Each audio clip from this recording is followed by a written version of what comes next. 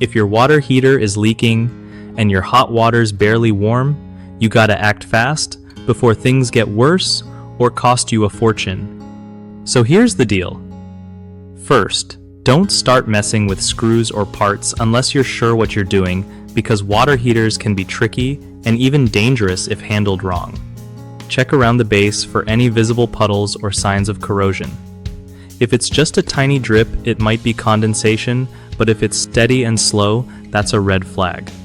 Make sure the pressure relief valve isn't stuck open, because that can cause leaking too. Also, look at the pipes connected to it. Sometimes the leak isn't the heater itself, but the fittings or valves. Never try to move the unit yourself because it's heavy and can damage the pipes or connections, leading to bigger problems.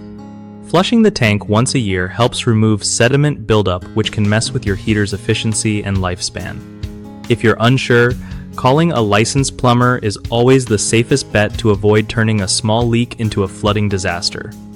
One of the biggest mistakes people make with water heaters is ignoring slow leaks.